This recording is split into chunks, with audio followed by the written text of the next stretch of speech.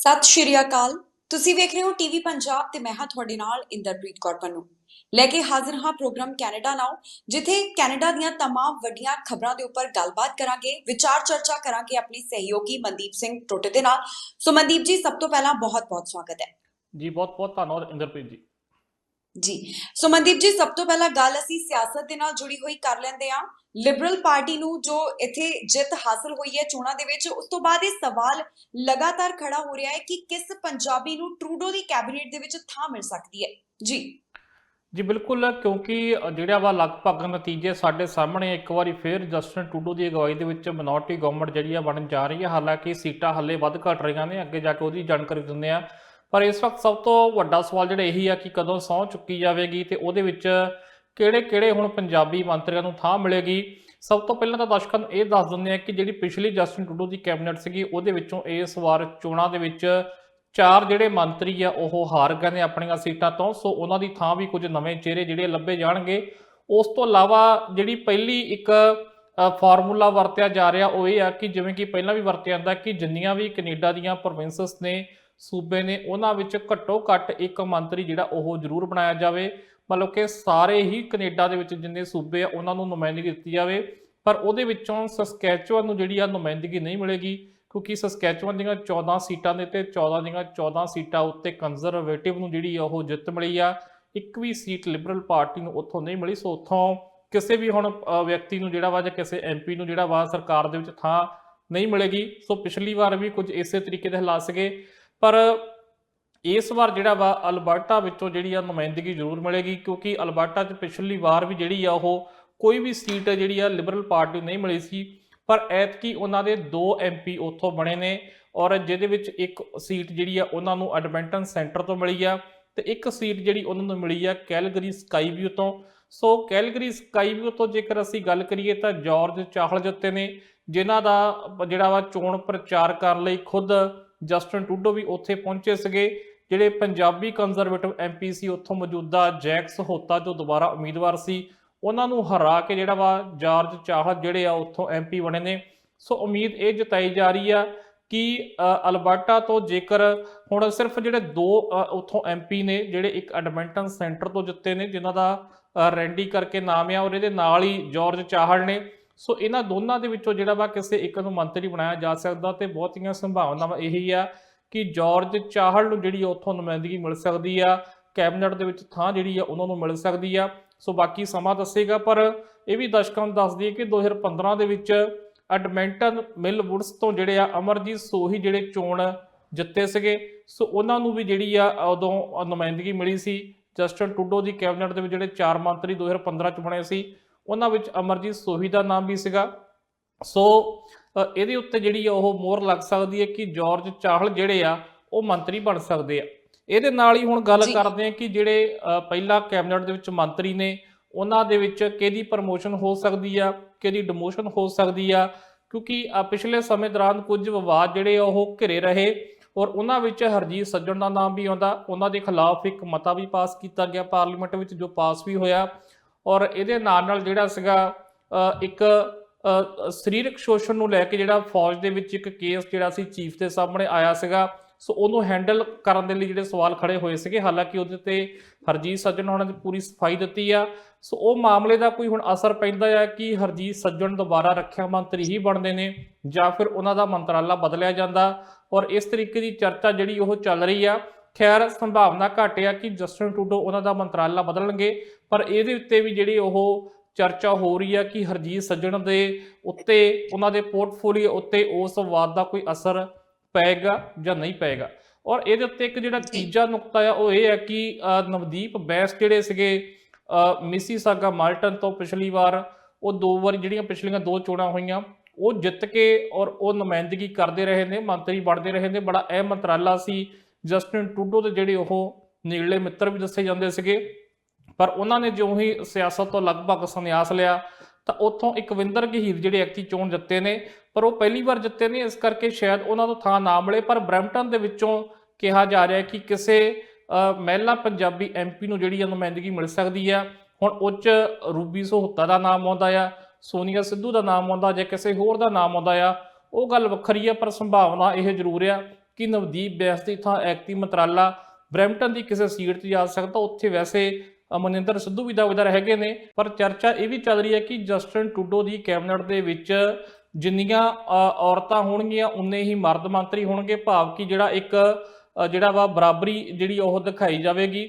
ਸੋ ਮੰਨ ਲਓ ਜੇਕਰ ਕੁੱਲ 40 ਮੰਤਰੀ ਬਣਦੇ ਨੇ ਤਾਂ ਉਹਦੇ ਵਿੱਚ 20 ਔਰਤਾਂ ਹੋਣਗੀਆਂ ਤੇ 20 ਜਿਹੜੇ ਆ ਉਹ ਮਰਦ ਹੋਣਗੇ। ਸੋ ਇਸ ਤਰੀਕੇ ਦੀ ਚਰਚਾ ਚੱਲ ਰਹੀ ਆ। ਸੋ ਹਾਲਾਂਕਿ ਹੱਲੇ ਵੋਟਾਂ ਦੀ ਗਿਣਤੀ ਵੀ ਇੱਕ ਪਾਸੇ ਚੱਲ ਰਹੀ ਆ, ਪਰ ਇਸ ਉੱਤੇ ਵੀ ਮੰਥਨ ਇਸ ਵਕਤ ਚੱਲ ਰਿਹਾ ਵਾ ਕਿ ਕਿਹੜੇ ਜਿਹੜੇ ਲੋਕ ਆ ਉਹ ਕੈਬਨਿਟ ਦੇ ਵਿੱਚ ਸ਼ਾਮਲ ਕੀਤੇ ਜਾਣਗੇ ਤੇ ਕਿਸ ਤਰੀਕੇ ਨਾਲ ਜਿਹੜੇ ਮੰਤਰਾਲੇ ਵੰਡੇ ਜਾਣਗੇ। ਜੀ, ਸੋ ਮਨਦੀਪ ਜੀ, ਇੱਥੇ ਇਹ ਵੀ ਅਸੀਂ ਦੇਖ ਪਾ ਰਹੇ ਹਾਂ ਕਿ ਜਿਸ ਤਰ੍ਹਾਂ ਪਹਿਲਾਂ ਲਿਬਰਲ ਪਾਰਟੀ ਨੂੰ ਜਿੰਨੀਆਂ ਸੀਟਾਂ ਮਿਲ ਰਹੀਆਂ ਸੀ ਉਸ ਦੇ ਵਿੱਚ ਵੀ ਹੁਣ ਬਦਲਾਵ ਹੋ ਰਿਹਾ ਹੈ ਤੇ ਤੁਹਾਡੇ ਤੋਂ ਇਹ ਜਾਣਕਾਰੀ ਹਾਸਿਲ ਕਰਨਾ ਚਾਹਾਂਗੇ ਕਿ ਮੌਜੂਦਾ ਸਮੇਂ ਜੋ ਮੇਲ-ਇਨ ਵੋਟਾਂ ਦੀ ਕਾਊਂਟਿੰਗ ਜਿਹੜੀ ਗਿਣਤੀ ਹੁਣ ਤੱਕ ਹੋਈ ਹੈ, ਕਿਸ ਪਾਰਟੀ ਨੂੰ ਕਿੰਨੀਆਂ ਸੀਟਾਂ ਮਿਲ ਰਹੀਆਂ ਨੇ, ਇਸ ਸਮੇਂ ਕੀ ਸਥਿਤੀ ਬਣੀ ਹੋਈ ਹੈ ਜੀ। ਬਿਲਕੁਲ, ਕਿਉਂਕਿ ਲਗਾਤਾਰ ਜਿਹੜੀਆਂ ਸੀ ਉਹ ਵੋਟਾਂ ਗਿਣੀਆਂ ਜਾ ਰਹੀਆਂ ਸੀ। ਅਸੀਂ ਪਹਿਲਾਂ ਵੀ ਦਰਸ਼ਕਾਂ ਨੂੰ ਦੱਸਿਆ ਸੀਗਾ ਕਿ ਤਸਵੀਰ ਇਹ ਸਾਫ਼ ਹੋ ਜਾਊਗੀ ਕਿ ਸਰਕਾਰ ਕਿਹਦੀ ਬਣੇਗੀ, ਪਰ ਜਿਹੜਾ ਲਾਸਟ ਨੰਬਰ ਕੀ ਆਉਂਦਾ ਆ, ਫਾਈਨਲ ਨੰਬਰ ਕੀ ਆਉਂਦਾ ਆ, ਉੱਤੇ ਹੱਲੇ ਜਿਹੜੀ ਉਹ ਕਿਉਂਕਿ ਗਿਣਤੀ ਚੱਲ ਰਹੀ ਆ। ਜਿਹੜੇ ਮੇਲ ਇਨ ਬੈਲਟ ਆ, ਮੇਲ ਰਾਹੀਂ ਵੋਟਾਂ ਪਈਆਂ ਨੇ, ਉਹਨਾਂ ਦੀ ਗਿਣਤੀ ਜਿਹੜੀ ਆ ਉਹ ਇਸ ਵਕਤ ਕੀਤੀ ਜਾ ਰਹੀ ਆ। ਔਰ ਤਕਰੀਬਨ ਜਿਹੜਾ ਇਲੈਕਸ਼ਨ ਕੈਨੇਡਾ ਵੱਲੋਂ ਅੱਜ ਜਾਣਕਾਰੀ ਦਿੱਤੀ ਗਈ ਆ ਕਿ ਹੁਣ ਬਹੁਤ ਘੱਟ ਜਿਹੜੇ ਬੈਲਟ ਆ ਉਹ ਗਿਣਦੇ ਬਾਕੀ ਬਚ ਗਏ ਨੇ ਤੇ ਬਾਕੀ ਬਹੁਤੀ ਗਿਣਤੀ ਪੂਰੀ ਕਰ ਲਈ ਗਈ ਆ। ਪਰ ਇਹ 'ਚ ਥੋੜ੍ਹਾ ਜਿਹਾ ਅਸੀਂ ਦੇਖਿਆ ਕਿ ਫੇਰ ਬਦਲ ਹੁੰਦਾ ਨਜ਼ਰ ਆ ਰਿਹਾ। ਜਸਟਿਨ ਟਰੂਡੋ ਜਿਨ੍ਹਾਂ ਨੂੰ 158 ਸੀਟਾਂ ਮਿਲਦੀਆਂ ਨਜ਼ਰ ਆ ਰਹੀਆਂ ਸੀ, ਉਹਨਾਂ ਦੀ ਗਿਣਤੀ ਵੱਧ ਕੇ ਹੁਣ 159 ਹੋ ਗਈ ਆ, ਭਾਵ ਕਿ ਇਸ ਵਕਤ 159 ਸੀਟਾਂ ਉੱਤੇ ਜਿਹੜੀ ਉਹਨਾਂ ਦਾ ਕਬਜ਼ਾ ਹੁੰਦਾ ਨਜ਼ਰ ਆ ਰਿਹਾ। ਫਾਈਨਲ ਨੰਬਰ ਹੱਲੇ ਵੀ ਹੈ ਨਹੀਂਗਾ ਕਿਉਂਕਿ ਇੱਕ ਦੋ ਰਾਈਡਿੰਗਸ ਉੱਤੇ ਬਹੁਤ ਜ਼ਿਆਦਾ ਕਲੋਜ਼ ਜਿਹੜਾ ਮੁਕਾਬਲਾ ਚੱਲ ਰਿਹਾ। ਸੋ ਇਹ ਲੀਡ ਜਿਹੜੀ ਆ ਅਖੀਰ ਤੱਕ ਬਣੀ ਰਹਿੰਦੀ ਆ ਨਹੀਂ ਆ, ਇਹ ਬਾਅਦ 'ਚ ਪਤਾ ਲੱਗੇਗਾ। 157 ਉੱਤੇ ਫੈਸਲਾ ਹੋ ਚੁੱਕਾ, 157 ਲਗਭਗ ਸੀਟਾਂ ਆ ਚੁੱਕੀਆਂ ਨੇ ਪਿਛਲੇ ਇਲੈਕਸ਼ਨ ਜਿੰਨੀਆਂ, ਪਰ 2 ਸੀਟਾਂ ਉੱਤੇ ਹੋਰ ਲੀਡ ਇਸ ਵਕਤ ਚੱਲ ਰਹੀ ਆ। ਔਰ ਖਾਸ ਕਰਕੇ ਜਿਹੜੀ ਇੱਕ ਸੀਟ ਵਧੀ ਹੈ 158 ਤੋਂ 159 ਜਿਹੜੀਆਂ ਹੋਈਆਂ ਨੇ, ਉਹਦੇ ਵਿੱਚ ਕਿਊਬਕ ਦੀ ਇੱਕ ਸੀਟ ਸੀ ਜਿੱਤਣ ਅਸੀਂ ਦਰਸ਼ਕਾਂ ਨੂੰ ਦੱਸਿਆ ਸੀ ਕਿ ਇੱਕ ਸੀਟ ਅਜਿਹੀ ਆ ਜਿੱਥੇ ਬਲਾਕ ਕਿਊਬਕ ਦਾ ਇੱਕ ਕੈਂਡੀਡੇਟ ਸਿਰਫ 55 ਵੋਟਾਂ ਨਾਲ ਲੀਡ ਕਰ ਰਿਹਾ ਸੀ। ਸੋ ਖਬਰ ਹੁਣ ਇਹ ਆ ਰਹੀ ਆ ਕਿ ਸ਼ਾਇਦ ਉਸੇ ਸੀਟ ਦੇ ਉੱਤੇ ਜਿਹੜੀ ਇਹ ਫੇਰਬਦਲ ਹੋਇਆ। ਸੋ ਹੱਲੇ ਵੀ ਮੁਕਾਬਲਾ ਕਲੋਸ ਆ ਕਿਉਂਕਿ 100 ਤੋਂ ਘੱਟ ਵੋਟਾਂ ਦਾ ਫਰਕ ਆ। ਸੋ ਦੇਖਦੇ ਆ ਕਿ ਇਹ ਲੀਡ ਅੰਤ ਤੱਕ ਬਣੀ ਰਹਿੰਦੀ ਆ ਨਹੀਂ ਰਹਿੰਦੀ ਆ। ਸੋ ਬਲਾਕ ਕਿਊਬਕ ਨੂੰ ਜਿਹੜੀਆਂ 34 ਸੀਟਾਂ ਮਿਲ ਰਹੀਆਂ ਸੀ ਹੁਣ ਘਟ ਕੇ 33 ਹੋ ਗਈਆਂ ਨੇ। ਪਿਛਲੀ ਇਲੈਕਸ਼ਨ ਦੇ ਵਿੱਚ 2019 ਚ ਉਹਨਾਂ ਨੂੰ 32 ਸੀਟਾਂ ਮਿਲੀਆਂ ਸੀ ਤੇ ਇਸ ਵਕਤ ਉਹ 33 ਉੱਤੇ ਖੜੇ ਨੇ। ਔਰ ਜਸਟਿਨ ਟਰੂਡੋ ਦੀ ਪਾਰਟੀ ਜਿਹੜੀ ਆ, ਹਾਲਾਂਕਿ ਉਹਨਾਂ ਦੇ 4 ਮਿਨਿਸਟਰ ਜਿਹੜੇ ਹਾਰ ਗਏ ਨੇ, ਪਰ 2 ਸੀਟਾਂ ਉਹ ਅਲਬਰਟਾ ਵਿੱਚੋਂ ਜਿੱਤਣ ਚ ਕਾਮਯਾਬ ਰਹੇ ਨੇ। ਇੱਕ ਸੀਟ ਉਹ ਵੈਨਕੂਵਰ ਦੇ ਵਿੱਚ ਲੀਡ ਕਰ ਰਹੇ ਨੇ, ਜਿਹੜੀ ਪਿਛਲੀ ਵਾਰ ਜੂਡੀ ਵਿਲਸਨ ਜਿਹੜੇ ਉਹਨਾਂ ਦੀ ਕੈਬਨਿਟ ਚੋਂ ਬਾਹਰ ਹੋਏ ਸੀਗੇ, ਆਜ਼ਾਦ ਉਮੀਦਵਾਰ ਵਜੋਂ ਉਹ ਲੜੇ ਸੀ, ਤੋਂ ਇੱਥੋਂ ਜਿੱਤਣ 'ਚ ਕਾਮਯਾਬ ਰਹੇ ਸੀ। ਉਹ ਸੀਟ ਦੁਬਾਰਾ ਲਿਬਰਲ ਨੇ ਐਕਤੀ ਲਗਭਗ ਜਿੱਤ ਲਈ ਹੈ। ਹਾਲਾਂਕਿ ਉੱਥੇ ਵੀ ਸਿਰਫ 200 ਵੋਟ ਦਾ ਫਰਕ ਹੀ ਚੱਲ ਰਿਹਾ ਵਾ, ਪਰ ਉੱਥੋਂ ਲੀਡ ਹੱਲੇ ਜਾਰੀ ਆ। ਸੋ ਇਸ ਤਰੀਕੇ ਨਾਲ ਜਿਹੜਾ ਵਾ ਲਗਾਤਾਰ ਹੱਲੇ ਵੋਟਾਂ ਦੀ ਕਾਊਂਟਿੰਗ ਹੋ ਰਹੀ ਆ। ਕੰਜ਼ਰਵੇਟਿਵ ਪਾਰਟੀ 119 ਉੱਤੇ ਖੜੀ ਆ ਤੇ ਐਨਡੀਪੀ ਉਸੇ 25 ਸੀਟਾਂ ਉੱਤੇ ਇਸ ਵਕਤ ਖੜੀ ਆ ਤੇ ਗ੍ਰੀਨ ਪਾਰਟੀ ਨੂੰ ਸਿਰਫ 2 ਸੀਟਾਂ ਮਿਲੀਆਂ ਨੇ। ਸੋ ਉਧਰ ਕੋਈ ਉਲਟ ਫੇਰ ਹੋਣ ਦੀ ਸੰਭਾਵਨਾ ਇਸ ਵਕਤ ਨਹੀਂ ਹੈ ਜੀ। ਸੋ ਮਨਦੀਪ ਜੀ, ਇੱਕ ਚੀਜ਼ ਅਸੀਂ ਹੋਰ ਵੀ ਦੇਖੀ ਹੈ ਕਿ ਬਹੁਤ ਸਾਰੇ ਅਜਿਹੇ ਵੈਕਸੀਨ ਦੇ ਖਿਲਾਫ ਲੋਕ ਸਨ ਜਿਨ੍ਹਾਂ ਵੱਲੋਂ ਹਸਪਤਾਲ ਅਤੇ ਸਕੂਲਾਂ ਦੇ ਬਾਹਰ ਪ੍ਰਦਰਸ਼ਨ ਕੀਤਾ ਜਾ ਰਿਹਾ ਸੀ, ਪਰ ਹੁਣ ਇਸ ਦੇ ਖਿਲਾਫ ਕਿਊਬੈਕ ਦੇ ਵੱਲੋਂ ਸਖਤੀ ਕੀਤੀ ਜਾ ਰਹੀ ਹੈ। ਉਹਨਾਂ ਵੱਲੋਂ ਇੱਕ ਬਿੱਲ ਲਿਆਂਦਾ ਗਿਆ ਜਿਸ ਦੇ ਵਿੱਚ ਉਹਨਾਂ ਦਾ ਕਹਿਣਾ ਹੈ ਕਿ ਪ੍ਰਦਰਸ਼ਨਕਾਰੀ ਜਿਹੜੇ ਨੇ ਵੈਕਸੀਨ ਦੇ ਖਿਲਾਫ ਹਨ, ਉਹ ਸਕੂਲਾਂ ਅਤੇ ਹਸਪਤਾਲਾਂ ਦੇ ਬਾਹਰ ਪ੍ਰਦਰਸ਼ਨ ਨਹੀਂ ਕਰ ਸਕਣਗੇ। ਜੇਕਰ ਉਹ ਪ੍ਰਦਰਸ਼ਨ ਕਰਦੇ ਨੇ ਤਾਂ ਫਿਰ ਉਹਨਾਂ ਨੂੰ ਭਾਰੀ ਜੁਰਮਾਨਾ ਲਗਾਇਆ ਜਾਵੇਗਾ। ਕਿਊਬੈਕ ਦੇ ਵੱਲੋਂ ਜੋ ਇਹ ਕਦਮ ਚੁੱਕਿਆ ਗਿਆ, ਇਸ ਨੂੰ ਕਿਸ ਤਰ੍ਹਾਂ ਦੇਖਦੇ ਹੋ? ਬਿਲਕੁਲ, ਕਿਉਂਕਿ ਕਿਊਬਕ ਹਮੇਸ਼ਾ ਜਾਣਿਆ ਜਾਂਦਾ ਕਿ ਕਾਨੂੰਨ ਉੱਥੇ ਬਾਕੀ ਕੈਨੇਡਾ ਨਾਲੋਂ ਥੋੜਾ ਸਖਤੀ ਨਾਲ ਜਿਹੜੇ ਉਹ ਬਣਾਏ ਜਾਂਦੇ ਨੇ। ਜਿਵੇਂ ਕਿ ਪਿਛਲੇ ਦਿਨ ਹੀ ਬਿੱਲ 21 ਦੀ ਵੀ ਜਿਹੜੀ ਚਰਚਾ ਹੋ ਰਹੀ ਸੀਗੀ। ਸੋ ਇਸ ਤਰੀਕੇ ਨਾਲ ਹੁਣ ਜਿਹੜੇ ਕਿਉਂਕਿ ਰੋਸ ਪ੍ਰਦਰਸ਼ਨ ਜਿਹੜੇ ਇਸ ਤਰੀਕੇ ਦੇ ਪੂਰੇ ਕੈਨੇਡਾ 'ਚ ਹੋ ਰਹੇ ਨੇ, ਹਸਪਤਾਲਾਂ ਦੇ ਬਾਹਰ ਹੋ ਰਹੇ ਨੇ, ਸਕੂਲਾਂ ਦੇ ਬਾਹਰ ਹੋ ਰਹੇ ਨੇ। ਜਦੋਂ ਵੈਕਸੀਨੇਸ਼ਨ ਜਿਹੜਾ ਪ੍ਰੂਫ ਆਫ ਵੈਕਸੀਨੇਸ਼ਨ ਲਾਗੂ ਹੋਇਆ ਤਾਂ ਉਸ ਤੋਂ ਬਾਅਦ ਜਿਹੜੇ ਪ੍ਰਦਰਸ਼ਨ ਸੀ ਹੋਰ ਵੀ ਤੇਜ਼ ਹੋ ਗਏ। ਔਰ ਅਸੀਂ ਦੇਖਿਆ ਕਿ ਇਲੈਕਸ਼ਨ ਦੇ ਦੌਰਾਨ ਕਿਸ ਤਰੀਕੇ ਨਾਲ ਜਿਹੜੇ ਜਸਟਿਨ ਟਰੂਡੋ ਆ ਉਹਨਾਂ ਨੂੰ ਵੀ ਨਿਸ਼ਾਨਾ ਬਣਾਇਆ ਗਿਆ। ਉਹਨਾਂ ਦਾ ਥਾਂ ਥਾਂ ਤੇ ਵਿਰੋਧ ਹੋ ਰਿਹਾ ਸੀ, ਕਈ ਥਾਵਾਂ ਤੇ ਹਿੰਸਕ ਹੋਣ ਦੀ ਵੀ ਕੋਸ਼ਿਸ਼ ਹੋਈ, ਬੱਜਰੀ ਤੱਕ ਉਹਨਾਂ ਉੱਤੇ ਸਿੱਟੀ ਗਈ। ਸੋ ਪਰ ਜੇਕਰ ਅਸੀਂ ਕਿਊਬਕ ਦੇ ਵਿੱਚ ਦੇਖੀਏ ਤਾਂ ਕਿਊਬਕ ਵਿੱਚ ਵੀ ਇਹ ਪ੍ਰਦਰਸ਼ਨ ਹੋ ਰਿਹਾ ਸੀ। ਪ੍ਰੂਫ ਆਫ ਵੈਕਸੀਨੇਸ਼ਨ ਸਭ ਤੋਂ ਪਹਿਲਾਂ ਕੈਨੇਡਾ ਵਿੱਚ ਜੇਕਰ ਕਿਸੇ ਪ੍ਰੋਵਿੰਸ ਨੇ ਲਾਗੂ ਕੀਤਾ ਤਾਂ ਉਹ ਕਿਊਬਕ ਨੇ ਹੀ ਕੀਤਾ ਸੀਗਾ। ਪਰ ਇਸ ਵਕਤ ਜਿਹੜਾ ਵਾ ਪ੍ਰੂਫ ਆਫ ਵੈਕਸੀਨੇਸ਼ਨ ਨੂੰ ਲੈ ਕੇ ਬਹੁਤ ਸਾਰੇ ਲੋਕ ਵਿਰੋਧ ਕਰ ਰਹੇ ਨੇ, ਚੋਣਾਂ 'ਚ ਵੀ ਕਰਦੇ ਰਹੇ ਤੇ ਇਸ ਵਾਰ ਵੀ ਉਹਨਾਂ ਨੇ ਕੀਤਾ। ਸੋ ਹੁਣ ਇਸ ਵਕਤ ਸਮੱਸਿਆ ਇਹ ਆ ਰਹੀ ਆ ਕਿ ਜਦੋਂ ਸਕੂਲਾਂ ਦੇ ਬਹੁਤ ਅੱਗੇ, ਕਿਉਂਕਿ ਸਕੂਲਾਂ ਦੇ ਅੱਗੇ ਤੇ ਹਸਪਤਾਲਾਂ ਦੇ ਲਾਗੇ ਤਾਂ ਖਾਸ ਕਰਕੇ ਬਹੁਤ ਜਿਹੜੀ ਸ਼ਾਂਤੀ ਦੀ ਲੋੜ ਹੁੰਦੀ ਆ, ਉੱਥੇ ਦੇ ਰਸਤੇ ਬਲੌਕ ਨਹੀਂ ਹੋਣੇ ਚਾਹੀਦੇ, ਕਈ ਵਾਰ ਐਮਰਜੈਂਸੀ ਹੁੰਦੀ ਆ, ਔਰ ਇਸ ਕਰਕੇ ਜਿਹੜਾ ਵਾ ਹੁਣ ਉੱਥੇ ਇੱਕ ਬਿੱਲ ਜਿਹੜਾ ਲਿਆਂਦਾ ਜਾ ਰਿਹਾ, ਜਿਹਦੇ ਉੱਤੇ ਵਿਚਾਰ ਕੀਤਾ ਜਾ ਰਿਹਾ ਕਿ 50 ਮੀਟਰ ਜਿਹੜਾ ਹਸਪਤਾਲ ਦਾ ਏਰੀਆ ਹੋਵੇਗਾ ਜਾਂ ਸਕੂਲ ਹੋਣਗੇ, ਕਿਉਂਕਿ ਸਕੂਲ 'ਚ ਵੀ ਬੱਚਿਆਂ ਨੂੰ ਪੜ੍ਹਨ ਲਈ ਜਿਹੜੀ ਉੱਥੇ ਥੋੜਾ ਜਿਹੜਾ ਸ਼ਾਂਤੀ ਵਾਲਾ ਮਾਹੌਲ ਚਾਹੀਦਾ। ਸੋ ਜਦੋਂ ਇਹ ਪ੍ਰਦਰਸ਼ਨਕਾਰੀ ਪ੍ਰਦਰਸ਼ਨ ਕਰਦੇ ਨੇ ਤਾਂ ਉੱਥੇ ਨਾਅਰੇਬਾਜ਼ੀ ਵੀ ਹੁੰਦੀ ਆ, ਹੋਰ ਬਹੁਤ ਕੁਝ ਹੁੰਦਾ ਆ। ਸੋ ਇਸ ਕਰਕੇ ਉੱਥੇ ਬਿੱਲ ਲਿਆਂਦਾ ਜਾ ਰਿਹਾ ਕਿ ਜਿਹੜੇ 50 ਮੀਟਰ ਦਾ ਏਰੀਆ ਹੋਵੇਗਾ ਉਹਦੇ ਅੰਦਰ ਇਹ ਲੋਕ ਜਿਹੜੇ ਆ ਉਹ ਪ੍ਰਦਰਸ਼ਨ ਨਹੀਂ ਕਰ ਸਕਣਗੇ। ਸੋ ਇਹ ਪਾਸ ਹੁੰਦਾ ਆ, ਨਹੀਂ ਹੁੰਦਾ ਆ, ਜੇਕਰ ਕਿਊਬਿਕ 'ਚ ਹੁੰਦਾ ਆ ਕਿ ਹੋਰ ਸੂਬੇ ਇਸ ਨੂੰ ਅਪਣਾਉਂਦੇ ਆ, ਇਹ ਬਾਅਦ ਦੀ ਗੱਲ ਹੈ। ਖੈਰ ਸਰਕਾਰ ਵੱਲੋਂ ਇਸ ਉੱਤੇ ਵਿਚਾਰ ਕੀਤਾ ਜਾ ਰਿਹਾ ਤਾਂ ਕਿ ਜਿਹੜੇ ਉੱਥੇ ਸਿਹਤ ਕਾਮੇ ਨੇ ਉਹਨਾਂ ਦੀ ਸੁਰੱਖਿਆ ਯਕੀਨੀ ਬਣਾਈ ਜਾ ਸਕੇ। ਕੋਈ ਐਮਰਜੈਂਸੀ ਪੇਸ਼ੈਂਟ ਆ, ਮਰੀਜ਼ ਆ, ਉਹਨੂੰ ਕਿਸੇ ਤਰੀਕੇ ਦੀ ਰੁਕਾਵਟ ਜਿਹੜੀ ਆ ਇਲਾਜ ਬਣਨ ਦੇ ਵਿੱਚ ਨਾ ਆਵੇ। ਸੋ ਇਸ ਤਰੀਕੇ ਦੀਆਂ ਗਤੀਵਿਧੀਆਂ ਨੂੰ ਦੇਖਦਿਆਂ ਹੋਇਆਂ ਸਿਰ ਇਹ ਸਾਰਾ ਕੁਝ ਕੀਤਾ ਜਾ ਰਿਹਾ। ਜੀ ਸੁਮਨਦੀਪ ਜੀ, ਇੱਕ ਚੀਜ਼ ਹੋ ਰਿਹਾ ਹੈ ਕਿ ਜਦੋਂ ਹੁਣ ਚੋਣ ਨਤੀਜੇ ਸਾਹਮਣੇ ਆਏ ਨੇ ਉਸ ਤੋਂ ਬਾਅਦ ਦੇਖਿਆ ਕਿ ਅਸੀਂ ਕੱਲ ਵੀ ਵੈਸੇ ਪ੍ਰੋਗਰਾਮ ਦੇ ਵਿੱਚ ਜ਼ਿਕਰ ਕੀਤਾ ਸੀ ਕਿ ਕੁਝ ਇਹ ਮੰਗ ਕਰ ਰਹੇ ਨੇ ਕਿ ਕੰਜ਼ਰਵੇਟਿਵ ਪਾਰਟੀ ਦੇ ਲੀਡਰ ਦੀ ਜਿਹੜੀ ਲੀਡਰਸ਼ਿਪ ਹੈ ਉਸਨੂੰ ਰਿਵਿਊ ਕੀਤਾ ਜਾਵੇ। ਹੁਣ ਕੰਜ਼ਰਵੇਟਿਵ ਪਾਰਟੀ ਦੋ ਧੜਿਆਂ ਦੇ ਵਿੱਚ ਵੰਡੀ ਹੋਈ ਦਿਖਾਈ ਦੇ ਰਹੀ ਹੈ। ਕੁਝ ਚਾਹੁੰਦੇ ਨੇ ਕਿ ਲੀਡਰਸ਼ਿਪ ਰਿਵਿਊ ਹੋਣੀ ਚਾਹੀਦੀ ਹੈ, ਕੁਝ ਨਹੀਂ ਚਾਹੁੰਦੇ। ਪਰ ਕੀ ਲੱਗਦਾ ਹੈ ਕਿ ਹੁਣ ਅੱਗੇ ਜਾ ਕੇ ਇਸ ਦੀ ਕੀ ਸਥਿਤੀ ਬਣ ਸਕਦੀ ਹੈ? ਬਿਲਕੁਲ, ਵੈਸੇ ਤਾਂ ਇਸ ਗੱਲ ਦੀ ਉਮੀਦ ਨਹੀਂ ਸੀ ਕਿ ਜਿਹੜਾ ਐਰਨ ਅਟੂਲ ਹੈ ਉਹਨੂੰ ਘੇਰਿਆ ਜਾਵੇਗਾ, ਕਿਉਂਕਿ ਬਹੁਤੇ ਜਿਹੜੇ ਸਮਰਥਕ ਉਹਨਾਂ ਦਾ ਮੰਨਣਾ ਇਹੀ ਸੀਗਾ ਕਿ ਜਿਹੜਾ ਇੱਕ ਚੰਗਾ ਮੁਕਾਬਲਾ ਦੇਣ ਦੇ ਵਿੱਚ ਐਰਨ ਅਟੂਲ ਜਿਹੜੇ ਆ ਜਸਟਿਨ ਟਰੂਡੋ ਨੂੰ ਕਾਮਯਾਬ ਹੋਏ ਆ, ਔਰ ਜਿਹੜੀ ਮੈਜੋਰਟੀ ਲਈ ਇਲੈਕਸ਼ਨ ਕਰਵਾਈ ਗਈ ਸੀ ਲਿਬਰਲ ਵੱਲੋਂ ਜਾਂ ਜਸਟਿਨ ਟਰੂਡੋ ਵੱਲੋਂ, ਉਹ ਜਿਹੜਾ ਉਹਨਾਂ ਦਾ ਟਾਰਗੇਟ ਹੈ ਉਹ ਪੂਰਾ ਨਹੀਂ ਹੋਣ ਦਿੱਤਾ ਗਿਆ। ਸੋ ਉਹਨੂੰ ਰੋਕਣ ਦੇ ਵਿੱਚ ਜਿਹੜਾ ਵਾ ਉਹ ਐਰਨ ਅਟੂਲ ਜਿਹੜੇ ਉਹ ਕਾਮਯਾਬ ਰਹੇ ਨੇ। ਪਰ ਇੱਥੇ ਇੱਕ ਸਟੇਜ ਇਹ ਵੀ ਆ ਗਈ ਸੀ ਜਦੋਂ ਲੱਗਦਾ ਸੀ ਕਿ ਸ਼ਾਇਦ ਕੰਜ਼ਰਵੇਟਿਵ ਜਿਹੜੀ ਆ, ਜਦੋਂ ਕੰਪੇਨ 2 ਹਫ਼ਤੇ ਆਪਣੇ ਪੂਰੇ ਕਰ ਚੁੱਕੀ ਸੀ, ਕਿ ਕੰਜ਼ਰਵੇਟਿਵ ਜਿਹੜੀ ਉਹ ਵੱਧ ਸੀਟਾਂ ਲਿਜਾ ਸਕਦੀ ਆ। ਸਰਵੇ ਦੇ ਵਿੱਚ ਲਗਭਗ ਸਰਵੇ ਜਿਹੜੇ ਉਹ ਹੁਣ ਤੱਕ ਠੀਕ ਹੁੰਦੇ ਸਾਬਤ ਆ ਰਹੇ ਨੇ, ਥੋੜਾ ਜਿਹਾ ਉੱਪਰ ਨੀਚੇ ਕੰਮ ਹੋਇਆ, ਪਰ ਉਦੋਂ ਸਰਵੇ ਦੇ ਵਿੱਚ ਇਹ ਆ ਰਿਹਾ ਸੀ ਕਿ ਕਿਤੇ ਨਾ ਕਿਤੇ ਬਿਲਕੁਲ ਨੈਕ ਟੂ ਨੈਕ ਮੁਕਾਬਲਾ ਆ ਗਿਆ ਤੇ ਸੀਟਾਂ ਬਿਲਕੁਲ ਬਰਾਬਰ ਮਿਲ ਸਕਦੀਆਂ ਤੇ ਕੰਜ਼ਰਵੇਟਿਵ ਸੀਟਾਂ ਵੱਧ ਵੀ ਲਿਜਾ ਸਕਦੀ ਆ। ਪਰ ਕੁਝ ਮੁੱਦਿਆਂ ਉੱਤੇ ਐਰਨ ਅਟੂਲ ਜਿਹੜੇ ਉਹ ਫਸ ਗਏ, ਖਾਸ ਕਰਕੇ ਜਿਹੜਾ ਗਨ ਵਾਇਲੈਂਸ ਦਾ ਜਿਹੜਾ ਅਸੌਲਟ ਰਾਈਫਲਸ ਦਾ ਮੁੱਦਾ ਸੀ ਕਿ ਉਹ ਬੈਨ ਹੋਣਗੀਆਂ ਨਹੀਂ ਹੋਣਗੀਆਂ, ਉਸ ਮੁੱਦੇ ਉੱਤੇ, ਵੈਕਸੀਨੇਸ਼ਨ ਦੇ ਮੁੱਦੇ ਉੱਤੇ ਜਿਹੜੀਆਂ ਸੀਗੀਆਂ ਉਹ ਚੀਜ਼ਾਂ ਉੱਤੇ ਜਿਹੜੇ ਸੀ ਉਹ ਐਰਨ ਅਟੂਲ ਕਿਤੇ ਨਾ ਕਿਤੇ ਉਹ ਫਸਦੇ ਨਜ਼ਰ ਆਏ। ਸੋ ਉੱਥੇ ਉਹਨਾਂ ਲਈ ਦੋਹਰੀ ਸਮੱਸਿਆ ਸੀ। ਇੱਕ ਤਾਂ ਜਿਹੜਾ ਕੰਜ਼ਰਵੇਟਿਵ ਪਾਰਟੀ ਦਾ ਸਟੈਂਡ ਸੀਗਾ, ਜੋ ਪੁਰਾਣੇ ਜਿਹੜੇ ਜੁੜੇ ਹੋਏ ਲੋਕ ਨੇ ਜਿਸ ਤਰੀਕੇ ਦੀ ਵਿਚਾਰਧਾਰਾ ਆ, ਉਹ ਕੁਝ ਹੋਰ ਚਾਹੁੰਦੇ ਨੇ ਤੇ ਐਰਨ ਅਟੂਲ ਜਿਹੜੇ ਆ ਉਹ ਕੁਝ ਹੋਰ ਦਾਅਵੇ ਜਿਹੜੇ ਕਰ ਰਿਹਾ ਸੀ, ਕੁਝ ਵੱਖਰੀ ਅਪਰੋਚ ਬਣਾ ਰਹੇ ਸੀ। ਇੱਕ ਤਾਂ ਥੋੜੀ ਉਹ ਵੀ ਨਾਰਾਜ਼ਗੀ ਆ, ਔਰ ਜਿਹੜੇ ਪੀਪਲਸ ਪਾਰਟੀ ਆਫ ਕੈਨੇਡਾ ਦੇ ਲੀਡਰ ਨੇ ਜਿਹੜੇ ਬਹੁਤ ਲੰਬਾ ਸਮਾਂ ਕੰਜ਼ਰਵੇਟਿਵ ਪਾਰਟੀ ਵਿੱਚ ਰਹੇ ਨੇ ਔਰ ਮੰਤਰੀ ਰਹੇ ਨੇ ਹਾਰਪਰ ਸਰਕਾਰ ਦੇ ਵਿੱਚ, ਲੀਡਰਸ਼ਿਪ ਜਿੱਤਣ ਦੀ ਰੇਸ ਵਿੱਚ ਵੀ ਸੀਗੇ ਇੱਕ ਵਾਰ ਉਹ ਕੰਜ਼ਰਵੇਟਿਵ ਪਾਰਟੀ ਦੀ, ਪਰ ਐਨ ਮੌਕੇ ਤੇ ਹੋ ਕੇ ਉਹ ਹਾਰ ਗਏ। ਫਿਰ ਉਹਨਾਂ ਨੇ ਆਪਣੀ ਪਾਰਟੀ ਬਣਾਈ। ਉਹਨਾਂ ਨੇ ਇੱਥੋਂ ਤੱਕ ਦੋਸ਼ ਲਾਏ ਆ ਕਿ ਐਰਨ ਅਟੂਲ ਜਿਹੜੇ ਆ ਉਹ ਲਿਬਰਲ ਨੂੰ ਜਿਹੜਾ ਵਾ ਉਹ ਰਿਪਲੇਸ ਕਰਨ ਦੀ ਕੋਸ਼ਿਸ਼ ਕਰ ਰਹੇ ਨੇ, ਉਸ ਤਰੀਕੇ ਦੀ ਅਪਰੋਚ ਜਿਹੜੀ ਅਪਣਾ ਰਹੇ ਨੇ। ਸੋ ਇਸ ਕਰਕੇ ਲੱਗਦਾ ਕਿ ਉਹ ਚੀਜ਼ਾਂ ਸਾਹਮਣੇ ਆ ਰਹੀਆਂ ਨੇ। ਐਰਨ ਅਟੂਲ ਨੂੰ ਜਿਹੜਾ ਵਾ ਇਸ ਕਰਕੇ ਉਹ ਲੋਕ ਜਿਹੜੇ ਨਿਸ਼ਾਨਾ ਬਣਾ ਰਹੇ ਆ ਜੋ ਇਸ ਗੱਲ ਤੋਂ ਨਾਰਾਜ਼ ਨੇ ਕਿ ਲਿਬਰਲ ਪਾਰਟੀ ਵਰਗੀ ਅਪਰੋਚ ਜਿਹੜੀ ਆ ਉਹ ਕਿਉਂ ਅਪਣਾਈ ਜਾ ਰਹੀ ਆ ਐਰਨ ਅਟੂਲ ਵੱਲੋਂ।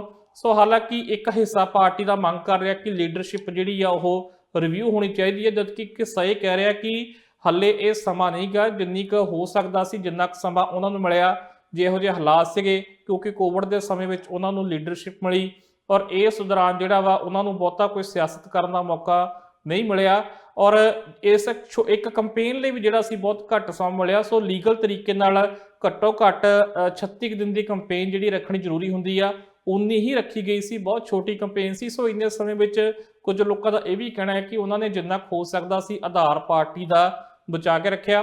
ਸੋ ਦੋਨੇ ਤਰੀਕੇ ਦੇ ਵਿਚਾਰ ਆ ਰਹੇ ਨੇ ਪਾਰਟੀ ਵਿੱਚ। ਸੋ ਦੇਖਦੇ ਆ ਕਿ ਕਿਹੜਾ ਧੜਾ ਜਿਹੜਾ ਉਹ ਹਾਵੀ ਹੁੰਦਾ ਆ, ਕੋਈ ਨਵਾਂ ਚਿਹਰਾ ਨਿਕਲ ਕੇ ਸਾਹਮਣੇ ਆਉਂਦਾ ਹੈ ਜਾਂ ਅਗਲੀ ਇਲੈਕਸ਼ਨ ਦੇ ਲਈ ਵੀ ਐਰਨ ਅਟੂਲ ਨੂੰ ਜਿਹੜਾ ਲੀਡਰ ਮੰਨਿਆ ਜਾਂਦਾ ਆ। ਸੋ ਕਾਫੀ ਦਿਲਚਸਪ ਹੋਵੇਗਾ। ਫਿਲਹਾਲ ਇਹ ਆ ਕਿ ਹਾਰ ਤੋਂ ਬਾਅਦ ਇੰਨੀ ਤਾਂ ਉਥਲ ਪੁਥਲ ਹੁੰਦੀ ਹੀ ਆ। ਹਾਲਾਂਕਿ ਉਹ ਜਿਹੜੀ ਉਥਲ ਪੁਥਲ ਹੈ ਕਿਸੇ ਹੋਰ ਪਾਰਟੀ ਵਿੱਚ ਨਹੀਂ, ਗ੍ਰੀਨ ਪਾਰਟੀ ਵਿੱਚ ਤਾਂ ਖੈਰ ਪਹਿਲੇ ਅੰਦਰ ਖਾਤੇ ਕਾਫੀ ਲੜਾਈ ਹੋ ਰਹੀ ਸੀ ਜਿਹਦੇ ਕਰਕੇ ਉਹਨਾਂ ਨੇ ਇੱਕ ਸੀਟ ਗਵਾਈ ਵੀ ਆ। ਪਰ ਕੰਜ਼ਰਵੇਟਿਵ ਪਾਰਟੀ ਦੇ ਵਿੱਚ ਜਿਹੜਾ ਇਸ ਵਕਤ ਸਾਹਮਣੇ ਆ ਰਿਹਾ, ਐਨਡੀਪੀ ਵਿੱਚ ਹਲੇ ਕੋਈ ਇਹੋ ਜਿਹੀ ਆਵਾਜ਼ ਨਹੀਂ ਆਈ ਆ। ਕੰਜ਼ਰਵੇਟਿਵ ਵਿੱਚ ਕੀ ਹੁੰਦਾ ਆ ਉਹ ਜਿਹੜਾ ਤੋਂ ਦੇਖਣਾ ਦਿਲਚਸਪ ਹੋਵੇਗਾ। ਜੀ ਅੱਛਾ ਜੀ ਮਨਦੀਪ ਜੀ, ਇੱਕ IRCC ਵੱਲੋਂ ਵੀ ਜਾਣਕਾਰੀ ਸਾਂਝੀ ਕੀਤੀ ਗਈ ਹੈ ਜੋ ਪੇਰੈਂਟਸ ਗ੍ਰੈਂਡ ਪੇਰੈਂਟਸ ਦੇ ਪ੍ਰੋਗਰਾਮ ਦੇ ਨਾਲ ਜੁੜੀ ਹੋਈ ਹੈ। ਉਹਨਾਂ ਦਾ ਕਹਿਣਾ ਹੈ ਕਿ ਜਿਨ੍ਹਾਂ ਦੀ ਲਾਟਰੀ ਨਿਕਲੀ ਸੀ ਉਹਨਾਂ ਨੂੰ ਇਨਵੀਟੇਸ਼ਨ ਭੇਜੇ ਜਾਣੇ ਸ਼ੁਰੂ ਕਰ ਦਿੱਤੇ ਗਏ ਨੇ। 2 ਹਫ਼ਤਿਆਂ ਦੇ ਲਈ ਇਹ ਸਿਲਸਿਲਾ ਉਹਨਾਂ ਵੱਲੋਂ ਜਾਰੀ ਰੱਖਿਆ ਜਾਵੇਗਾ, ਜਿਸ ਦਾ ਮਤਲਬ ਹੈ ਕਿ 2 ਹਫ਼ਤਿਆਂ ਤੱਕ ਇਨਵੀਟੇਸ਼ਨ ਭੇਜੇ ਜਾਣਗੇ। ਤੇ ਇੱਥੇ ਇਹ ਸਵਾਲ ਮੈਂ ਤੁਹਾਡੇ ਤੋਂ ਪੁੱਛਣਾ ਚਾਹੁੰਦੀ ਹਾਂ ਕਿ ਜਿਹੜੇ ਵੱਖ-ਵੱਖ ਸਿਆਸੀ ਲੀਡਰ ਨੇ ਚੋਣ ਪ੍ਰਚਾਰ ਦੌਰਾਨ ਉਹਨਾਂ ਵੱਲੋਂ ਇਸ ਪ੍ਰੋਗਰਾਮ ਦੇ ਨਾਲ ਸੰਬੰਧਿਤ ਕੀ ਵਾਅਦੇ ਕੀਤੇ ਗਏ ਸਨ? ਬਿਲਕੁਲ ਇਹ ਇੱਕ ਜਿਹੜਾ ਕਾਫੀ ਚਰਚਿਤ ਪ੍ਰੋਗਰਾਮ ਹੈ, ਜਿਹਦੇ ਤਹਿਤ ਜਿਹੜੇ ਲੋਕ ਇੱਥੇ ਰਹਿੰਦੇ ਨੇ ਉਹਨਾਂ ਨੇ ਆਪਣੇ ਮਾਪਿਆਂ ਨੂੰ ਇੱਥੇ ਪੱਕੇ ਤੌਰ ਤੇ ਮੰਗਵਾਉਣਾ ਹੁੰਦਾ ਹੈ, ਜਿਹਦੇ ਵਿੱਚ ਉਹਨਾਂ ਨੂੰ ਜਿਹੜੀਆਂ ਫਿਰ ਪੂਰੀਆਂ ਸਹੂਲਤਾਂ ਵੀ ਮਿਲਦੀਆਂ ਨੇ, ਜਿਹਦੇ ਵਿੱਚ ਖਾਸ ਕਰਕੇ ਹੈਲਥ ਕੇਅਰ ਦੀ ਅਕਸਰ ਗੱਲ ਕੀਤੀ ਜਾਂਦੀ ਆ। ਅਦਰਵਾਈਜ਼ ਜਿਹੜਾ ਇੱਕ ਸੁਪਰ ਵੀਜ਼ਾ ਜਿਹੜੀ ਕਰਕੇ ਇੱਕ ਯੋਜਨਾ ਸ਼ੁਰੂ ਕੀਤੀ ਗਈ ਸੀ, ਜਿਹਦੇ ਵਿੱਚ ਇੱਕ ਵਿਜ਼ਟਰ ਦੇ ਤੌਰ ਤੇ 2 ਸਾਲ ਤੱਕ ਜਿਹੜੇ ਇੱਥੇ ਜਿਹੜੇ ਲੋਕ ਨੇ ਉਹਨਾਂ ਦੇ ਮਾਪੇ ਰਹਿ ਸਕਦੇ ਨੇ, ਪਰ ਉਹਨਾਂ ਨੂੰ ਜਿਹੜੀ ਹੈਲਥ ਇੰਸ਼ੋਰੈਂਸ ਆ ਉਹ ਪ੍ਰਾਈਵੇਟ ਜਿਹੜੀ ਆ ਬਾਏ ਕਰਨੀ ਪੈਂਦੀ ਆ। ਸੋ ਇਸ ਤਰੀਕੇ ਦੇ ਨਾਲ ਜਿਹੜਾ ਵਾ ਇਹ ਪੇਰੈਂਟਸ ਤੇ ਗ੍ਰੈਂਡ ਪੇਰੈਂਟਸ ਵਾਲਾ ਪ੍ਰੋਗਰਾਮ ਆ, ਇਹਦੇ ਵਿੱਚ ਸਭ ਦੀ ਇੱਛਾ ਹੁੰਦੀ ਹੈ ਕਿ ਇਸੇ ਪ੍ਰੋਗਰਾਮ ਦੇ ਤਹਿਤ ਜਿਹੜੇ ਉਹਨਾਂ ਦੇ ਮਾਪੇ ਉਹ ਕੈਨੇਡਾ ਵਿੱਚ ਆ ਸਕਣ, ਔਰ ਇਹਦੇ ਲਈ ਉਹਨਾਂ ਨੂੰ ਕਾਫੀ ਮਿਹਨਤ ਵੀ ਕਰਨੀ ਪੈਂਦੀ ਆ। ਇੱਕ ਕਾਫੀ ਵੱਡੀ ਰਕਮ ਵੀ ਰੱਖੀ ਆ, ਉਸ ਰਕਮ ਦੇ ਹਿਸਾਬ ਨਾਲ ਜਿਹੜਾ ਵਾ ਉਹਨਾਂ ਨੂੰ ਆਪਣੀ ਇਨਕਮ ਸ਼ੋਅ ਕਰਨੀ ਪੈਂਦੀ ਆ, ਉਹਨਾਂ ਟੈਕਸ ਵੀ ਤਾਰਨਾ ਪੈਂਦਾ ਸਾਲਾਬੱਧੀ। ਪਰ ਇਸ ਪ੍ਰੋਗਰਾਮ ਨੂੰ ਲੈ ਕੇ ਜਿਹੜੀਆਂ ਬਹੁਤ ਸਾਰੀਆਂ ਖਾਮੀਆਂ ਵੀ ਕੱਢੀਆਂ ਜਾਂਦੀਆਂ ਨੇ। ਇਹਦੇ ਵਿੱਚ ਹੁਣ ਜਿਹੜੀ ਤਾਜ਼ਾ ਜਾਣਕਾਰੀ ਇਹੀ ਆਈ ਆ ਕਿ 30,000 ਜਿਹੜੇ ਇਨਵੀਟੇਸ਼ਨ ਆ ਉਹ ਭੇਜੇ ਜਾਣਗੇ ਅਗਲੇ 2 ਹਫ਼ਤਿਆਂ ਦੇ ਵਿੱਚ, ਜਿਨ੍ਹਾਂ ਨੇ ਅਪਲਾਈ ਕੀਤਾ ਸੀ, ਜਿਨ੍ਹਾਂ ਦੀ ਲਾਟਰੀ ਨਿਕਲੀ ਆ। ਔਰ ਫਿਰ ਉਸ ਤੋਂ ਬਾਅਦ ਉਹਨਾਂ ਨੂੰ 2 ਮਹੀਨੇ ਦਾ ਸਮਾਂ ਦਿੱਤਾ ਜਾਵੇਗਾ, 60 ਦਿਨ ਦਾ ਸਮਾਂ, ਕਿ ਉਹ ਜਿਹੜਾ ਵਾ ਆਪਣੇ ਜਿਹੜੇ ਕਾਗਜ਼ ਆ ਜੋ ਉਹਨਾਂ ਨੇ ਜਾਣਕਾਰੀ ਦਿੱਤੀ ਸੀਗੀ ਉਹਦੇ ਤਹਿਤ ਜਿਹੜੇ ਡਾਕੂਮੈਂਟ ਆ ਉਹ ਜਮ੍ਹਾਂ ਕਰਵਾਏ ਜਾਣਗੇ। ਫਿਰ ਉਸ ਤੋਂ ਬਾਅਦ ਫਾਈਲ ਦਾ ਪ੍ਰੋਸੈਸ ਜਿਹੜਾ ਉਹ ਸ਼ੁਰੂ ਹੋਵੇਗਾ ਤੇ ਉਸ ਤੋਂ ਬਾਅਦ ਫਿਰ ਉਹਨਾਂ ਦੇ ਮਾਪੇ ਜਿਹੜੇ ਕੈਨੇਡਾ ਆ ਸਕਦੇ ਨੇ। ਪਰ ਇਸ ਪ੍ਰੋਗਰਾਮ ਨੂੰ ਲੈ ਕੇ ਜਿਹੜੀ ਚਰਚਾ ਸੀਗੀ ਉਹ ਇਹਨਾਂ ਇਲੈਕਸ਼ਨ ਦੇ ਵਿੱਚ ਵੀ ਚੱਲਦੀ ਰਹੀ। ਜਦੋਂ ਅਸੀਂ ਲਿਬਰਲ ਨਾਲ ਗੱਲ ਕਰਦੇ ਸੀਗੇ ਤਾਂ ਲਿਬਰਲ ਪਾਰਟੀ ਇਹ ਕਹਿੰਦੀ ਸੀ ਕਿ ਅਸੀਂ ਇਹ ਕੋਟਾ ਹੌਲੀ-ਹੌਲੀ ਵਧਾ ਰਹੇ ਆ, ਜਦਕਿ ਜਦੋਂ ਕੰਜ਼ਰਵੇਟਿਵ ਪਾਰਟੀ ਦੀ ਸਰਕਾਰ ਸੀ ਉਹਨਾਂ ਨੇ ਕੋਟਾ ਘਟਾਤਾ ਸੀ। ਔਰ ਸੁਖ ਧਾਲੀਵਾਲ ਜਿਹੜੇ ਇੱਥੋਂ ਮੈਂਬਰ ਪਾਰਲੀਮੈਂਟ ਨੇ ਸਰੀ ਨਿਊਟਨ ਤੋਂ ਦੁਬਾਰਾ ਵੀ ਜਿੱਤ ਗਏ ਨੇ, ਉਹਨਾਂ ਦਾ ਤਾਂ ਇੱਥੋਂ ਤੱਕ ਦੋਸ਼ ਸੀਗਾ ਕਿ ਇਹ ਕੋਟਾ ਘਟਾ ਕੇ 5,000 ਤੱਕ ਸਾਲਾਨਾ ਕਰ ਦਿੱਤਾ ਸੀ, ਕਿ ਸਿਰਫ 5,000 ਫਾਈਲ ਜਿਹੜੀ ਉਹ ਸਾਲ ਦੀ ਨਿਕਲਦੀ ਸੀ। ਉਹ ਉਹਨਾਂ ਨੇ ਕਿਹਾ ਕਿ ਸਿਸਟਮੈਟਿਕ ਤਰੀਕੇ ਨਾਲ ਇਹ ਜਿਹੜਾ ਕੋਟਾ ਸੀ ਮਾਪਿਆਂ ਵਾਲਾ, ਇਹਨੂੰ ਲਗਭਗ ਸਰਕਾਰ ਜਿਹੜੀ ਕੰਜ਼ਰਵੇਟਿਵ ਦੀ ਬੰਦ ਕਰਨਾ ਚਾਹੁੰਦੀ ਸੀ। ਪਰ ਕਹਿੰਦੇ ਅਸੀਂ ਇਹਨੂੰ ਫਿਰ 10,000 ਤੇ ਲਿਆਂਦਾ, ਹੁਣ ਅਸੀਂ ਇਹਨੂੰ 20,000 ਤੇ ਲਿਆ ਰਹੇ ਆ, 30,000 ਤੇ ਲਿਆ ਰਹੇ ਆ। ਦੂਜੇ ਪਾਸੇ ਜਗਮੀਤ ਸਿੰਘ ਨੇ ਇਸ ਮੁੱਦੇ ਉੱਤੇ ਬਹੁਤ ਵੱਡਾ ਵਾਅਦਾ ਕੀਤਾ ਸੀ। ਉਹ ਕਹਿੰਦੇ ਵੀ ਜਿਹੜੇ ਲੋਕ ਕੈਨੇਡਾ ਆਉਂਦੇ ਨੇ ਚੰਗੀ ਜ਼ਿੰਦਗੀ ਲਈ ਆਉਂਦੇ ਨੇ, ਪਰ ਉਹ ਕਹਿੰਦੇ ਵੀ ਇਹ ਕਿਵੇਂ ਹੋ ਸਕਦਾ ਕਿ ਆਪਣੇ ਮਾਪੇ ਦੇ ਬਿਨਾਂ, ਆਪਣੇ ਪਰਿਵਾਰ ਤੋਂ ਬਿਨਾਂ ਜਿਹੜੀ ਇੱਥੇ ਚੰਗੀ ਜ਼ਿੰਦਗੀ ਕਿਸੇ ਦੀ ਕਿਵੇਂ ਹੋ ਸਕਦੀ ਆ। ਕਹਿੰਦੇ ਜਿਹੜਾ ਇੱਕ ਕੈਪ ਲਾਇਆ ਜਾਂਦਾ ਜਿਹਦੇ ਵਿੱਚ ਇੱਕ ਲਿਮਿਟ ਰੱਖੀ ਜਾਂਦੀ ਆ 10,000 ਚਾਹ 20,000 ਜਾਂ ਹੁਣ 30,000 ਆ, ਉਹ ਕਹਿੰਦੇ ਵੀ ਅਸੀਂ ਇਹ ਹਟਾ ਦਾਂਗੇ। ਉਹ ਕਹਿੰਦੇ ਵੀ ਜਿਹੜਾ ਵੀ ਕੋਈ ਚਾਹੁੰਦਾ ਆ ਉਹ ਆਪਣੇ ਮਾਪਿਆਂ ਨੂੰ ਇੱਥੇ ਮੰਗਵਾ ਸਕਦਾ ਆ, ਔਰ ਫਿਰ ਉਹਨਾਂ ਦਾ ਜਿਹੜਾ ਹੈਲਥ ਕੇਅਰ ਦਾ ਖਰਚਾ ਆ ਉਹ ਵੀ ਸਰਕਾਰ ਚੁੱਕੇਗੀ। ਇਹਦੇ ਉੱਤੇ ਕੁਝ ਜਿਹੜੇ ਵੱਡੇ ਅਦਾਰੇ ਨੇ ਉਹਨਾਂ ਨੇ ਕੁਝ ਆਰਟੀਕਲ ਵੀ ਲਗਾਏ, ਕੁਝ ਜਰਨਲਿਸਟ ਉਹਨਾਂ ਨੇ ਲਿਖਿਆ ਵੀ ਕਿ ਇਹਨਾਂ ਜਿਹੜਾ ਕੈਨੇਡਾ ਦਾ ਹੈਲਥ ਕੇਅਰ ਆ ਉਹਦੇ ਉੱਤੇ ਬਹੁਤ ਵੱਡਾ ਬੋਝ ਪਵੇਗਾ, ਉਹਦੇ ਲਈ ਪੈਸਾ ਕਿੱਥੇ ਆਵੇਗਾ। ਸੋ ਇਸ ਤਰੀਕੇ ਦੀਆਂ ਜਿਹੜੀਆਂ ਚਰਚਾਵਾਂ ਚੱਲ ਰਹੀਆਂ ਸੀ। ਹਾਲਾਂਕਿ ਕੰਜ਼ਰਵੇਟਿਵ ਪਾਰਟੀ ਨੇ ਕਿਹਾ ਸੀ ਕਿ ਉਹ ਕਿਸੇ ਤਰੀਕੇ ਦੀ ਇਮੀਗ੍ਰੇਸ਼ਨ ਦੇ ਵਿੱਚ ਕੋਈ ਕੱਟ ਨਹੀਂ ਕਰਨਗੇ। ਜਗਮੀਤ ਸਿੰਘ ਦਾ ਇਸ ਪਾਸੇ ਵੱਡਾ ਐਲਾਨ ਸੀਗਾ। ਸੋ ਇਸ ਤਰੀਕੇ ਨਾਲ ਜਿਹੜੀ ਸੀ ਇਹਦੀ ਚਰਚਾ ਹੁੰਦੀ ਰਹੀ। ਸੋ ਹੁਣ ਜਿੱਦਾਂ ਹੀ ਸਰਕਾਰ ਹੁਣ ਪਤਾ ਲੱਗਾ ਕਿ ਇਸ ਵਕਤ ਲਿਬਰਲ ਕੰਟੀਨਿਊ ਕਰ ਰਹੀ ਹੈ ਪਾਰਟੀ, ਤਾਂ ਇਹ ਜਿਹੜੇ ਫੈਸਲੇ ਜਿਹੜੇ ਰੁਕੇ ਹੋਏ ਸੀ ਕੁਝ ਸਮੇਂ ਤੱਕ, ਚਾਹੇ ਫਲੈਟਾਂ ਦਾ ਲੈ ਲਈਏ, ਐਲਾਨ ਨਹੀਂ ਹੋ ਰਿਹਾ ਸੀਗਾ, ਉਹ ਵੀ ਹੋ ਗਿਆ। ਇਸ ਸੰਬੰਧੀ ਵੀ ਹੁਣ ਜਿਹੜਾ ਪ੍ਰੋਸੈਸ ਸ਼ੁਰੂ ਹੋ ਗਿਆ। ਸੋ ਦੇਖਦੇ ਆ ਕਿ ਜਿਹੜਾ ਟਾਰਗੇਟ ਹੁਣ ਪੂਰੇ ਕਰਨੇ ਆ ਉਹਦੇ ਸੰਬੰਧੀ, ਜਿਵੇਂ ਇੱਕ 90,000 ਵਾਲਾ ਪ੍ਰੋਗਰਾਮ ਕੱਢਿਆ ਗਿਆ ਸੀ, ਉਸ ਤੋਂ ਬਾਅਦ ਫਿਰ ਇੱਕ ਡਰਾਅ ਇਸ ਤਰੀਕੇ ਦਾ ਕੱਢਿਆ ਗਿਆ ਜਿਹਦੇ ਵਿੱਚ ਸਿਰਫ ਐਕਸਪ੍ਰੈਸ ਐਂਟਰੀ ਦਾ ਜਿਹੜਾ ਸਕੋਰ ਸੀ ਕੈਨੇਡੀਅਨ ਐਕਸਪੀਰੀਅੰਸ ਕਲਾਸ ਦਾ ਸਿਰਫ 75 ਪੁਆਇੰਟ ਕਰ ਦਿੱਤਾ ਗਿਆ ਸੀ। 27,000 ਇਨਵੀਟੇਸ਼ਨ ਉਹ 'ਚ ਭੇਜੇ। ਸੋ ਟਾਰਗੇਟ ਹਾਲੇ ਵੀ ਇਸ ਸਾਲ ਦਾ ਥੋੜਾ ਦੂਰ ਜਾਪਦਾ। ਸੋ ਦੇਖਦੇ ਹਾਂ ਕਿ ਉਹਨੂੰ ਪੂਰਾ ਕਰਨ ਲਈ ਹੁਣ ਕਿਸ ਤਰੀਕੇ ਦਾ ਜਿਹੜਾ ਵਾ ਉਹ ਪ੍ਰੋਗਰਾਮ ਹੋਰ ਲਿਬਰਲ ਪਾਰਟੀ ਵੱਲੋਂ ਲੈ ਕੇ ਆਇਆ ਜਾਵੇਗਾ। ਜੀ ਸੋ ਮਨਦੀਪ ਜੀ, ਇੱਕ ਹੋਰ ਸਵਾਲ ਹੈ। ਜਾਣਕਾਰੀ ਦਿੱਤੀ ਗਈ ਹੈ ਕੈਨੇਡੀਅਨ ਬਾਰਡਰ ਸਰਵਿਸਿਜ਼ ਏਜੰਸੀ ਦੇ ਵੱਲੋਂ। ਉਹਨਾਂ ਦਾ ਕਹਿਣਾ ਹੈ ਕਿ ਜਦੋਂ ਹੁਣ ਕੈਨੇਡਾ ਸਰਕਾਰ ਨੇ ਰਾਹਤ ਦੇਣ ਦੀ ਸ਼ੁਰੂਆਤ ਕਰ ਦਿੱਤੀ ਹੈ, ਜੋ ਯਾਤਰਾ ਪਾਬੰਦੀਆਂ ਲਗਾਈਆਂ ਗਈਆਂ ਸਨ 7 ਸਤੰਬਰ ਤੋਂ, ਜਿਹੜੇ ਟੂਰਿਸਟ ਵੀਜ਼ਾ ਵਾਲੇ ਨੇ ਵੱਖ-ਵੱਖ ਦੇਸ਼ਾਂ ਦੇ, ਉਹ ਯਾਤਰੀ ਵੀ ਆ ਸਕਦੇ ਨੇ। ਤੇ ਉਹਨਾਂ ਦਾ ਕਹਿਣਾ ਹੈ ਕਿ ਹੁਣ ਦੇਖਿਆ ਜਾ ਸਕਦਾ ਹੈ ਕਿ ਹਲਕਾ ਵਾਧਾ ਜਿਹੜਾ ਯਾਤਰੀਆਂ ਦੀ ਗਿਣਤੀ ਦੇ ਵਿੱਚ ਹੋਇਆ। ਕੀ ਲੱਗਦਾ ਹੈ ਕਿ ਹੁਣ ਆਉਣ ਵਾਲੇ ਦਿਨਾਂ ਦੇ ਵਿੱਚ ਕਿਸ ਤਰ੍ਹਾਂ ਦੀ ਸਥਿਤੀ ਬਣ ਸਕਦੀ ਹੈ, ਕਿੰਨਾ ਵਾਧਾ ਹੋ ਸਕਦਾ ਹੈ? ਕਿਉਂਕਿ ਹੁਣ ਤਾਂ ਭਾਰਤ ਦੇ ਨਾਲ ਵੀ ਕੈਨੇਡਾ ਵੱਲੋਂ ਜਿਹੜੀਆਂ ਸਿੱਧੀਆਂ ਉਡਾਨਾਂ ਨੇ ਉਹ ਸ਼ੁਰੂ ਕੀਤੀਆਂ ਜਾ ਰਹੀਆਂ ਨੇ। ਬਿਲਕੁਲ, ਕਿਉਂਕਿ 7 ਸਤੰਬਰ ਤੋਂ ਜਿਹੜੀ ਸੀ ਇਹ ਐਲਾਨ ਕਰ ਦਿੱਤਾ ਗਿਆ ਸੀਗਾ ਕਿ ਜਿਹੜੇ ਹੁਣ ਨਾਨ ਐਸੈਂਸ਼ੀਅਲ ਵਿਜ਼ਟਰ ਨੇ, ਵਿਦੇਸ਼ੀ ਯਾਤਰੀ ਨੇ, ਉਹ ਕੈਨੇਡਾ ਆ ਸਕਦੇ ਨੇ। ਅਮਰੀਕਾ ਦੇ ਬਾਰਡਰ ਵੀ ਜਿਹੜੇ ਉਹ ਖੋਲ੍ਹ ਦਿੱਤੇ ਗਏ ਸੀ। ਸੋ ਜ਼ਮੀਨੀ ਪੱਧਰ ਤੇ ਵੀ ਦੇਖੀਏ ਤਾਂ ਜਿਹੜੇ ਅਮਰੀਕੀ ਨਾਗਰਿਕ ਆ ਉਹ ਵੀ ਹੁਣ ਕੈਨੇਡਾ 'ਚ ਦਾਖਲ ਹੋ ਸਕਦੇ ਨੇ ਜ਼ਮੀਨੀ ਸਰਹੱਦੋਂ ਵੀ। ਔਰ ਖਾਸ ਕਰਕੇ ਭਾਰਤ ਦੀਆਂ ਹਾਲਾਂਕਿ ਫਲਾਈਟਾਂ ਜਿਹੜੀਆਂ ਬੰਦ ਸੀ, ਪਰ ਬਾਕੀ ਮੁਲਕਾਂ ਤੋਂ ਜਿਹੜੇ ਲੋਕ ਸੀ ਉਹ ਆ ਸਕਦੇ ਸੀ। ਸ਼ਰਤ ਉਹੀ ਸੀ ਕਿ ਵੈਕਸੀਨੇਸ਼ਨ ਹੋਣੀ ਚਾਹੀਦੀ ਆ ਔਰ ਇੱਕ ਜਿਹੜਾ ਵਾ ਕੋਵਿਡ ਟੈਸਟ ਕਰਵਾ ਕੇ ਆਉਣਾ ਪਵੇਗਾ, ਉਹਦੀ ਰਿਪੋਰਟ ਜਿਹੜੀ ਨੈਗੇਟਿਵ ਹੋਣੀ ਚਾਹੀਦੀ ਆ। ਸੋ ਇਸ ਤਰੀਕੇ ਨਾਲ ਜਿਹੜਾ ਇਹ ਉਮੀਦ ਕੀਤੀ ਹੀ ਜਾ ਰਹੀ ਸੀ ਕਿ ਜਿਹੜੇ ਏਅਰਪੋਰਟ ਦੇ ਇੱਕ ਅੱਧੇ ਹਿੱਸੇ ਜਿਹੜੇ ਆ ਜਾਂ 1/3 ਏਅਰਪੋਰਟ ਦਾ ਹਿੱਸਾ ਜਿਹੜਾ ਉਹ ਬੰਦ ਕੀਤਾ ਗਿਆ ਸੀ, ਕਿਉਂਕਿ ਜਿੰਨੇ ਕੁ ਲੋਕ ਹੁਣ ਟਰੈਵਲ ਕਰ ਸਕਦੇ ਸੀ ਉਹ ਇੱਕ ਥੋੜੇ ਜਿਹੇ ਹਿੱਸੇ ਨਾਲ ਜਿਹੜਾ ਸੀ ਉਹਦਾ ਸਰਦਾ ਸੀਗਾ। ਤੇ ਬਹੁਤ ਹਜ਼ਾਰਾਂ ਦੀ ਗਿਣਤੀ ਵਿੱਚ ਜਿਹੜੇ ਲੋਕ ਸੀਗੇ ਨੌਕਰੀਆਂ ਕਰਦੇ ਸੀ ਏਅਰਪੋਰਟ ਤੇ, ਉਹਨਾਂ ਨੂੰ ਵੀ ਘਰ ਬਿਠਾ ਦਿੱਤਾ ਗਿਆ ਸੀ। ਬਹੁਤ ਸਾਰੇ ਜਹਾਜ਼ ਜਿਹੜੇ ਉਹ ਵਿਹਲੇ ਖੜੇ ਸੀਗੇ। ਸੋ ਹੁਣ ਉਮੀਦ ਆ ਕਿ ਦੁਬਾਰਾ ਜਿਹੜਾ ਟਰੈਵਲ ਆ ਉਹ ਪਹਿਲਾਂ ਵਾਂਗ ਸ਼ੁਰੂ ਕੀਤਾ ਜਾਵੇ, ਕਿਉਂਕਿ ਕੈਨੇਡਾ ਦੀ ਇੱਕ ਵੱਡੀ ਇੰਡਸਟਰੀ ਆ ਜੋ ਟੂਰਿਜ਼ਮ ਦੇ ਸਿਰ ਤੇ ਜਿਹੜੀ ਚੱਲਦੀ ਆ। ਚਾਹੇ ਅਸੀਂ ਜਿਹੜੇ ਵੱਖ-ਵੱਖ ਜਿਹੜੇ ਟੂਰਿਜ਼ਮ ਪਲੇਸ ਹੈਗੇ ਆ, ਥਾਵਾਂ ਹੈਗੀਆਂ ਵਾ ਜਿੱਥੇ ਲੋਕ ਘੁੰਮਣ ਲਈ ਆਉਂਦੇ ਨੇ, ਟੈਕਸੀ ਇੰਡਸਟਰੀ ਹੈਗੀ ਆ, ਰੈਸਟੋਰੈਂਟ ਹੋਟਲ ਇੰਡਸਟਰੀ ਆ। ਸੋ ਇਹ ਸਾਰੀਆਂ ਜਿਹੜੀਆਂ ਸੀ ਇਹਨਾਂ ਨੂੰ ਭਾਰੀ ਨੁਕਸਾਨ ਜਿਹੜਾ ਉਠਾਉਣਾ ਪੈ ਰਿਹਾ ਸੀਗਾ। ਪਰ ਹੁਣ ਜਦੋਂ ਹੀ ਇਹ ਖਬਰ ਹੁਣ ਸਾਂਝੀ ਕੀਤੀ ਗਈ ਆ ਕਿ ਹੌਲੀ-ਹੌਲੀ ਜਿਹੜਾ ਵਿਦੇਸ਼ੀ ਯਾਤਰੀਆਂ ਦਾ ਆਉਣਾ ਕੈਨੇਡਾ ਦੇ ਵਿੱਚ ਵੱਧ ਰਿਹਾ ਵਾ, ਸੋ ਇੱਕ ਚੰਗੀ ਖਬਰ ਆ ਇਸ ਟੈਕਸੀ ਇੰਡਸਟਰੀ ਲਈ ਵੀ, ਹੋਟਲ ਇੰਡਸਟਰੀ ਲਈ ਵੀ, ਰੈਸਟੋਰੈਂਟ ਇੰਡਸਟਰੀ ਲਈ ਵੀ।